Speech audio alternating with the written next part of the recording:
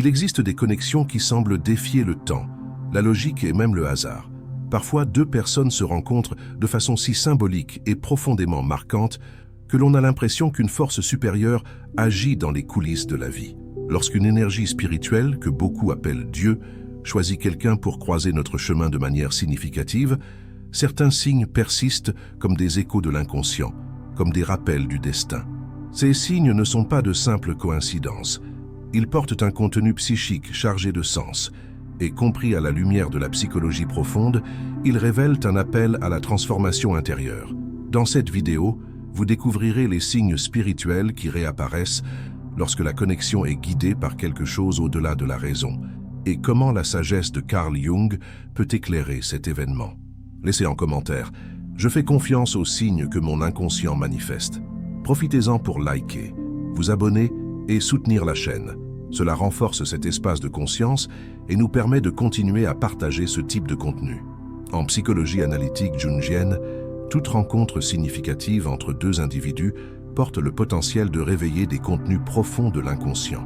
Quand on parle d'une connexion choisie par quelque chose de plus grand, qu'il s'agisse du soi, symbole central de la totalité psychique, ou d'un principe divin, nous faisons l'expérience d'un archétype qui transcende l'ego et nous pousse vers le processus d'individuation. Selon Jung, la projection est l'un des premiers mécanismes activés lors de ces rencontres. Nous voyons chez l'autre ce qui demeure caché en nous. Cette projection peut être romantique, idéalisée ou même spirituelle. Quand quelqu'un semble destiné, c'est en réalité cette personne qui nous renvoie des aspects essentiels de notre propre psyché, nous invitant à intégrer notre ombre, tout ce que nous évitons ou ignorons en nous-mêmes. L'archétype de l'anima et de l'animus entre également en jeu. Le féminin intérieur chez l'homme et le masculin intérieur chez la femme se projettent sur l'autre pour rechercher la plénitude.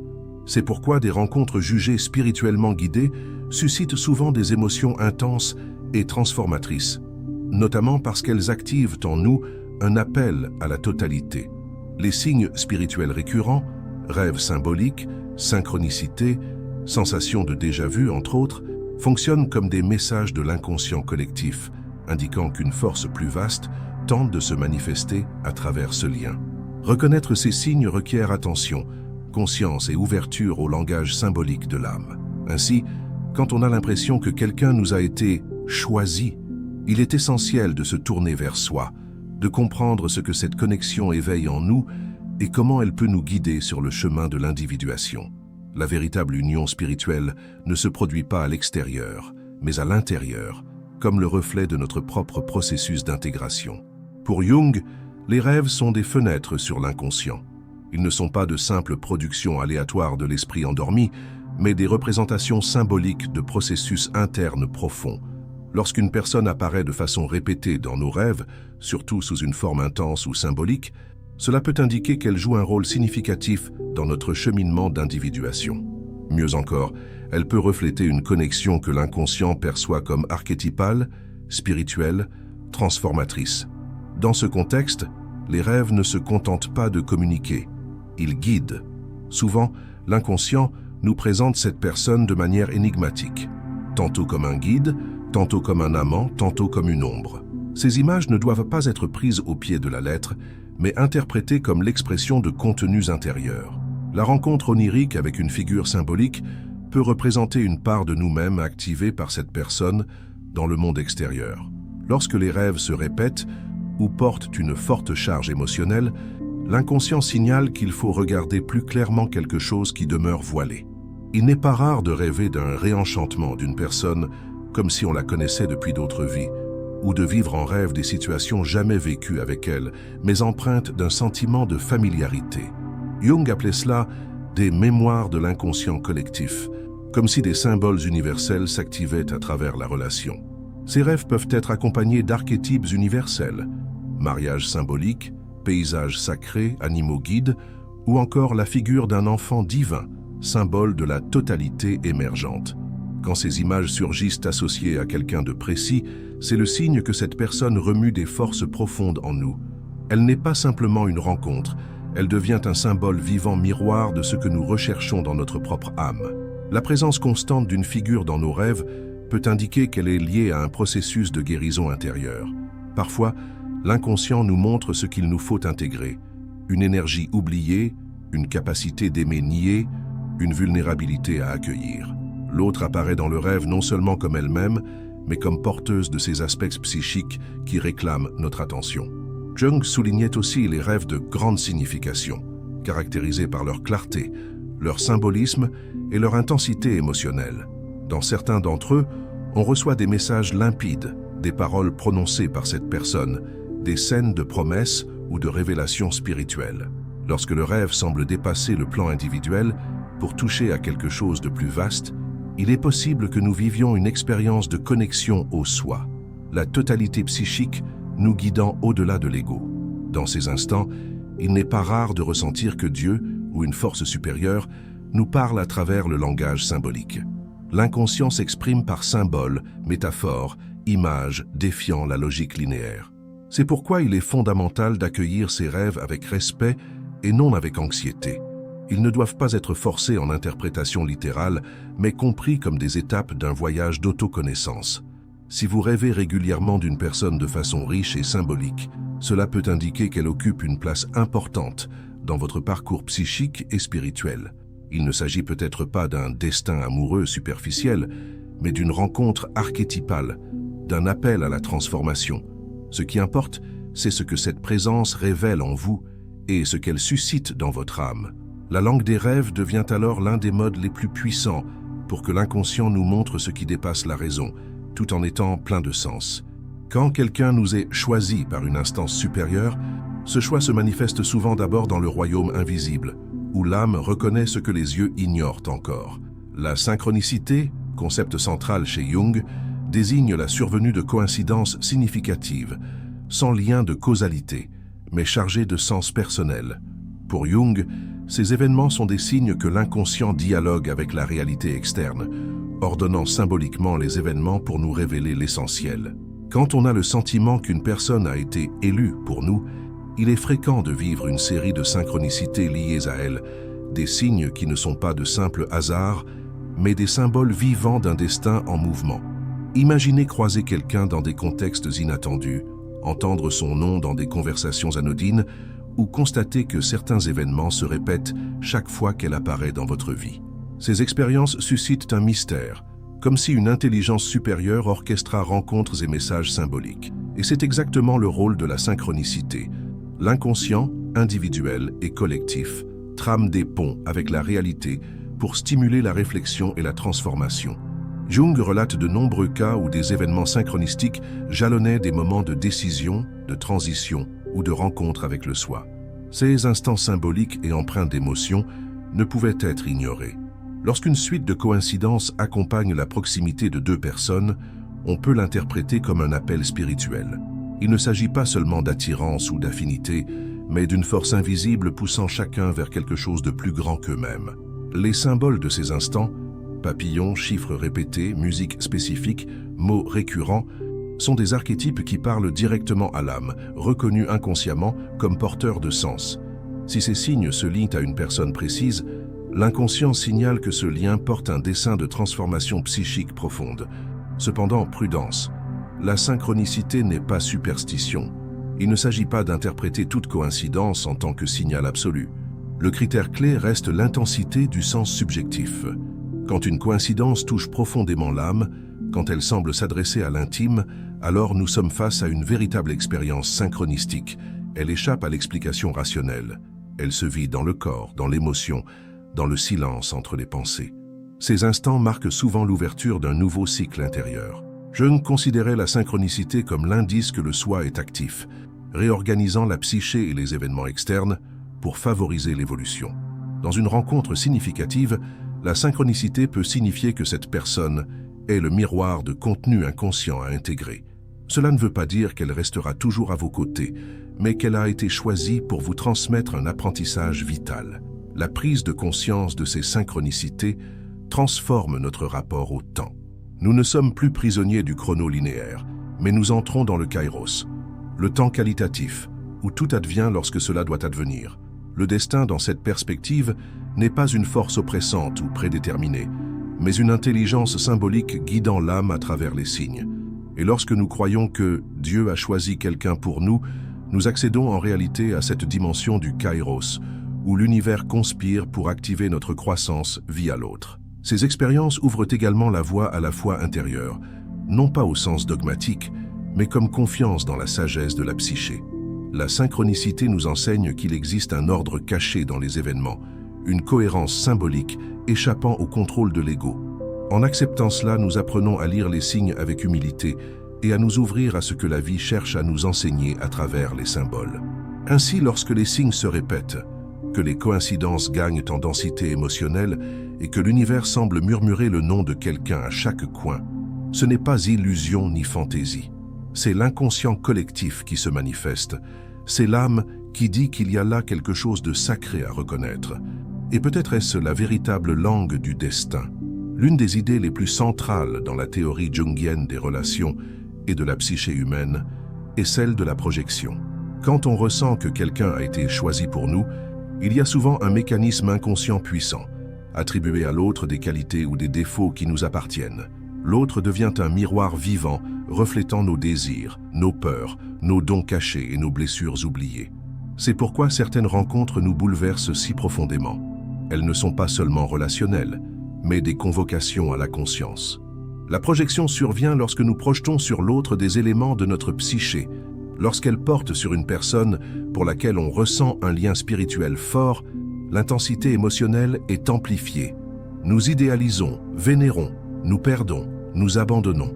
Tout cela parce que cet être, à son insu, porte l'image de ce qui manque ou a été perdu en nous. Dans ce mouvement, l'ombre fait aussi son apparition. Elle rassemble ce que nous réprimons ou rejetons. Traits de personnalité, désirs inacceptables, talents inexploités. Lorsque nous projetons notre ombre sur l'autre, nous pouvons ressentir une colère inexplicable, tomber amoureux soudainement, ou même éprouver une peur irrationnelle. Dans un contexte de rencontre apparemment guidée, l'ombre peut se manifester comme une tension mystérieuse, un magnétisme ambigu, ou la sensation d'une question non résolue entre deux personnes. Ce miroir est douloureux mais nécessaire. L'autre devient le porteur temporaire de nos parties niées. C'est pourquoi il est parfois difficile de comprendre pourquoi nous sommes attirés ou perturbés par quelqu'un.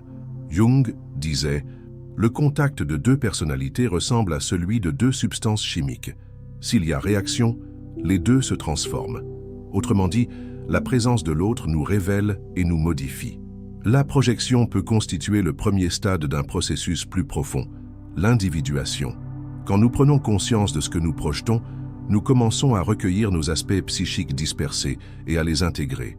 Cela ne signifie pas que l'autre perd son importance, mais qu'il cesse de porter le poids de nos idéalisations. Nous le voyons alors tel qu'il est, ni sauveur, ni ennemi, ni âme sœur parfaite, mais un être humain complexe, à l'égal de notre propre complexité. Beaucoup de relations ne résistent pas à la fin des projections. Lorsque le voile se déchire et que la réalité apparaît, l'enchantement peut se changer en déception. Cependant, quand le lien est authentique et qu'il existe une maturité psychique, ce dévoilement peut ouvrir la voie à une connexion encore plus profonde, fondée sur l'authenticité plutôt que sur la fantaisie. C'est à ce moment que la relation devient fertile pour une transformation partagée. Dans les rencontres marquées par une force supérieure, ce processus se renforce. L'autre nous pousse à regarder en nous, à remettre en question des croyances anciennes, à guérir des traumatismes endormis. Parfois, il éveille en nous une version insoupçonnée. D'autres fois, il nous oblige à affronter l'enfant blessé, le critique intérieur, le masque social. Tout cela fait partie du miroir symbolique que l'autre représente. Mais ce miroir ne se transforme en croissance que s'il est accompagné de conscience. Si nous restons prisonniers de la projection, nous reproduirons des cycles d'idéalisation et de désillusion. Si nous refusons l'ombre, nous répéterons des schémas inconscients. C'est pourquoi Jung nous invite à la bravoure de regarder ce qui est activé en nous, et pas seulement ce que l'autre paraît être. Lorsque nous avons le sentiment que quelqu'un nous a été choisi par Dieu, il est probable qu'il reflète quelque chose d'essentiel dans notre parcours intérieur. Le véritable appel n'est pas seulement de l'aimer ou d'être avec lui, mais de laisser ce lien nous transformer. L'autre est le miroir dévoilant l'âme, et cette révélation peut marquer le début d'un profond éveil spirituel. Au cœur de la théorie jungienne des relations et de la psyché humaine réside le concept d'anima et d'animus, archétype du féminin dans l'homme et du masculin dans la femme. Ces figures intérieures ne sont pas de simples constructions psychologiques, ce sont des forces autonomes, vivantes et profondément symboliques qui influencent notre manière de nous lier, d'aimer et de projeter l'autre. Lorsqu'on perçoit qu'une connexion a été choisie par Dieu, il est courant que cette personne active en nous l'archétype de l'anima ou de l'animus, révélant des aspects sacrés et oubliés de notre monde intérieur. Pour Jung, l'anima représente le principe féminin inconscient chez l'homme, sensibilité, intuition, réceptivité, univers des émotions et des liens profonds. L'animus, quant à lui, incarne le principe masculin inconscient chez la femme, raison, force d'action, direction, expression de la volonté. Ces figures surgissent dans les rêves, les fantasmes, les projections et souvent dans les relations amoureuses bouleversantes. Quand elles se projettent sur une personne extérieure, l'expérience peut sembler mystique, prédestinée, dotée d'une force inexplicable. Ces projections ont pour fonction de nous reconnecter à des parts de nous-mêmes négligées.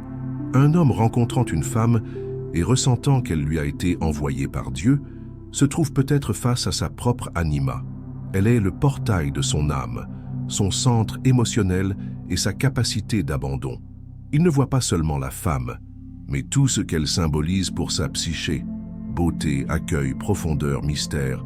De même, une femme touchée profondément par un homme fait face à son animus, un appel à intégrer courage, détermination et direction. Cette expérience peut être bouleversante, car elle éveille un désir ancestral de complétude. L'anima et l'animus portent l'élan de l'âme vers la totalité.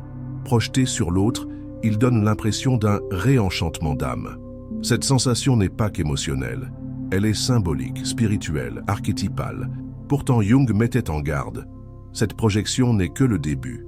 La véritable tâche n'est pas de rester enfermé dans l'idéalisation de l'autre, mais de recueillir ses qualités et de les intégrer à la conscience. Autrement dit, la rencontre extérieure sert de déclencheur à une reconnexion intérieure. L'homme se doit de reconnaître et d'incarner sa propre sensibilité, créativité et intuition. La femme doit cultiver sa force intérieure, son assertivité et son expression authentique. Ce processus ne remplace pas l'autre, mais enrichit la relation, qui cesse d'être un lieu de manque pour devenir un espace de croissance mutuelle. L'anima et l'animus apparaissent aussi dans les rêves comme figures mystérieuses, guides intérieurs, amants archétypaux ou entités spirituelles. Quand ces rêves coïncident avec des rencontres réelles, l'expérience gagne en profondeur sacrée. Il n'est pas rare de rêver d'une personne avant même de la connaître, ou de faire des visions symboliques la concernant en période de crise ou de révélation. Ce ne sont pas des hallucinations, ce sont des manifestations de l'inconscient alignant monde intérieur et réalité extérieure. Le véritable retour au sacré intérieur passe donc par la reconnaissance de ces archétypes à l'œuvre. Quand on a l'impression qu'on nous a envoyé quelqu'un, l'essentiel n'est pas de s'attacher à sa présence physique, mais de comprendre ce qu'il symbolise. Quelle part de moi révèle-t-il? Quel potentiel active-t-il? Quelle blessure fait-il surgir? Ces questions nous conduisent au-delà du romantisme, dans le royaume de l'âme. Le plus beau de ces rapprochements n'est pas seulement d'aimer l'autre, mais de laisser l'autre nous ramener à nous-mêmes. Quand l'anima et l'animus sont intégrés, on accède à un degré plus profond de maturité psychique. On ne recherche plus auprès de l'autre ce qui nous manque, mais on le reconnaît comme un compagnon de route, quelqu'un avec qui partager le chemin de l'individuation. Ainsi, le véritable retrouvaille spirituel ne se joue pas seulement entre deux êtres, mais entre chacun et son propre centre intérieur. Et si Dieu choisit vraiment quelqu'un pour entrer dans notre vie, c'est peut-être pour que, grâce à cette personne, nous puissions enfin entendre la voix oubliée de notre propre âme. Quand on ressent que quelqu'un est entré dans notre vie pour un dessein supérieur, on n'est pas seulement face à un lien affectif, on est confronté à un appel spirituel. À la lumière de la psychologie analytique de Jung, ces rencontres mobilisent les archétypes les plus profonds de la psyché, des rêves qui orientent, des synchronicités qui indiquent la voie, des projections qui révèlent qui nous sommes, et l'activation de l'anima et de l'animus qui nous reconnectent au sacré intérieur. Ces signes n'apparaissent pas sans raison. Ils pointent vers une transformation en cours, non seulement entre deux personnes, mais à l'intérieur de chacun. Le véritable objectif de ces rencontres n'est pas seulement le romantisme, mais l'éveil de l'âme, la quête d'individuation et l'intégration de ce qui a été oublié ou nié en nous. Si vous reconnaissez ces signes dans votre vie, accueillez-les avec conscience et révérence. Ils sont des cartes symboliques menant à ce qu'il y a de plus authentique en vous. Si ce contenu a résonné en vous, abonnez-vous, partagez cette vidéo et poursuivez ce chemin avec nous. Regardez dès maintenant la vidéo à l'écran. Elle pourrait être la prochaine étape de votre transformation intérieure.